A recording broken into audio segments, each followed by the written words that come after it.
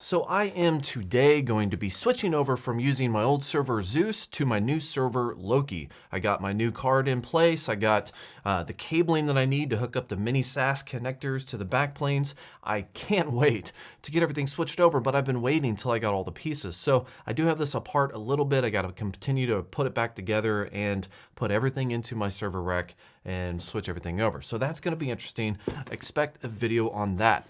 But in today's hopefully very quick video, I decided to shuck a couple 12 terabytes because this is ushering in a new era of hard drive shucking, because now Western Digital is trying to sell, or starting to sell, these 12 terabyte drives for $180, $179.99. Now these are by no means new drives. They've been out for quite a while, but they've never actually been on sale for this kind of a price before. Most of my shucked drives that I have are 10 terabytes because those things have been on sale for a long time. So these are the new minimum now. If you want to buy and you're willing to spend a little bit of money, $180 for 12 terabytes is super cheap, especially because the old 10 terabytes, and I say old relatively, were $160 on sale. So yeah, if you don't follow me on Twitter, follow me at _Byte My Bits. I usually post any kind of sales that come up, usually with Best Buy, Amazon, or Newegg when it comes to these shuckable drives. But for now, in today's video,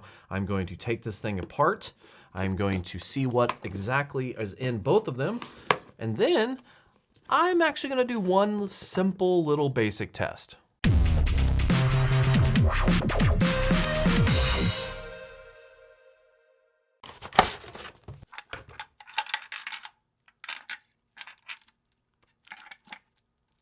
Okay.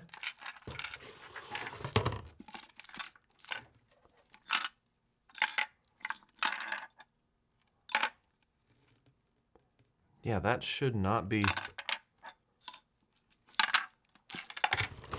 Okay. This is making weird noises, and it should not be doing that. I guess before I break this apart, there it is right there. Looks like every other 10 terabyte drive, 8 terabyte drive that I shucked, except it just has a bigger hard drive in it. So let's see what that rattling noise is. Okay, I think I see it. I don't know what that is. I have no idea what that is, but that was rattling inside. So that's a thing. I should have not had my computer right here, I know that, but I really don't want to move it just yet. So there we go. We have a Western Digital 12 terabyte WD-120 EMFZ. EMFZ. I'm gonna have to look that up. I'm pretty sure that's probably still gonna be a white labeled red drive, a red spec drive anyways, but 120 EMFZ. Don't need any of this stuff. Don't need any of this stuff.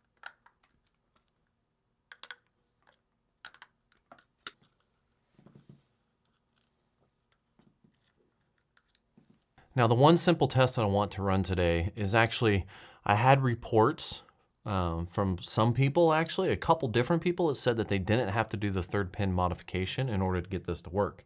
I've also had reports from other people that said that they had to do the third pin modification to get it to work. If you don't know what the third pin is, it's literally just the third pin on the power supply. It's actually third pin from this side. So basically with that activated, it makes the drive unreadable. And that means when you plug it in, you won't be able to see it. It won't show up in BIOS. It's unusable. You have to do basically a modification and tape it, or disconnect it, or use an adapter. There's many different ways to do it. I've already made a video on it once, but there's many different ways to do it. So what I'm going to do is hook this up in kind of probably a sketch way and turn on this server and check back with you here in a couple minutes after I get everything booted up and tell you whether or not I can see this. That should be fine. I'll tell you whether or not I can see this in Unraid.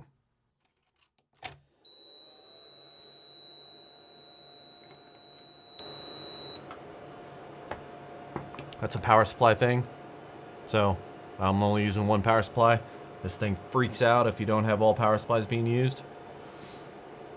I'm okay with that. I might use all four, I might not. I don't know. Let's go see if this thing works.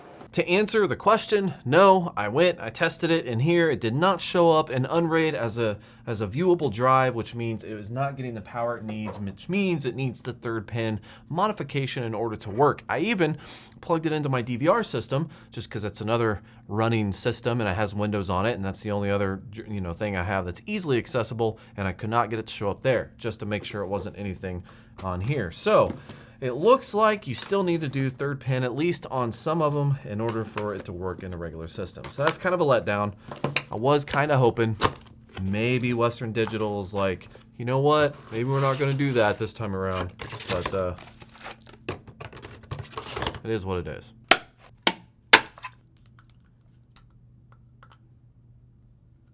There you have it, 120EMFZ. 120EMFZ. Same thing. Dun, dun, dun, dun, dun. Now I get to set these aside and wait until I get everything switched over to the new server, which means I got to put this kind of back together first because I got to put the sides on, or the middle in, before I can put the sides in. So guys, that's it for today. I tested these. You still need to do 3rd pin mod, at least on the drives that I got, or at least one of the drives that I got. The new thing, the new cells to look out for are 12 terabyte Western Digital external drives. It's going to be the Easystore, the Elements. They're a couple different flavors, but they're all usually the same white label, red spec hard drives. You can shuck them. But if you use them with a regular power supply, you may have to use a 3rd pin modification in order to get them to work. Since I've shucked these new 12 terabyte drives from Western Digital, I have actually found a little bit more information out that I thought I wanted to share before I edit this and upload it, because I think it's actually probably somewhat important to possibly some people. And what I'm actually talking about is mounting, or the little holes where you screw in. Let's say if you're using like a cage, or you want to put it into your computer and there's certain holes that you can screw into. This is actually slightly different than every other drive I have. So again, this is the 12 terabyte USB drive that I just shucked not too long ago. And this is a standard 4 terabyte Western Digital red drive. This is an OEM drive. This did not come in a USB enclosure. This did. Now, if I put these drives together, you can directly compare them. You probably notice there's a little bit of a difference. And that difference is it doesn't have the middle hole there for mounting. So this may or may not actually matter to you. It just happened to matter to me because all of my drive cages actually have like a little plastic mounting thing in the middle. So it just automatically pushes into there. Where is it at? There it is. I end up actually cutting it off because without that fitting in there, without having a hole for that piece of plastic to go into, the drive cage wouldn't work. So I ended up having to snip off the little plastic piece on my drive cage. So again, looking at these side by side, you have the ones at the top, ones at the bottom, but you do not have a hole in the middle. So if you have any kind of mounting potential issues here, that is something you probably want to consider before buying these drives. Also, something that someone pointed out to me on Discord when I brought this up, the bottom is different as well. So take a look at that. Basically on the standard OEM drive, which is this 4 terabyte Western Digital red drive, the mounting holes are in the bottom, like in the bottom and in the middle right here. As is with the stack of drives that I have on here, varying in color. I have, blacks, greens, they're all Western Digital, but still, they're all 4 terabytes and they all have the same mounting holes. Whereas this one, you have one on the bottom and then you have them at the top. So they removed them from the middle and they moved them up to the top.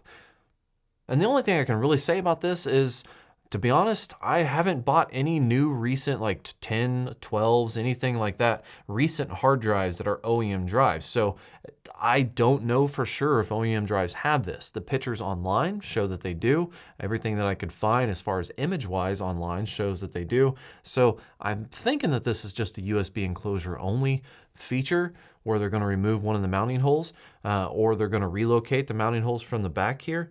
So I don't know if it's on other drives, at least drives in this capacity, the newer wave of drives. I'm not really that sure at all. All I know is that it actually affected me when I was mounting mine with my drive cage because it was designed to have basically one at the top here or one at the front of the drive and then one in the middle. So since I couldn't use the one in the middle, I ended up having to screw it into the drive cage. Not a huge deal, still fit. It's not like they changed the way it hooks up, via SATA or anything like that.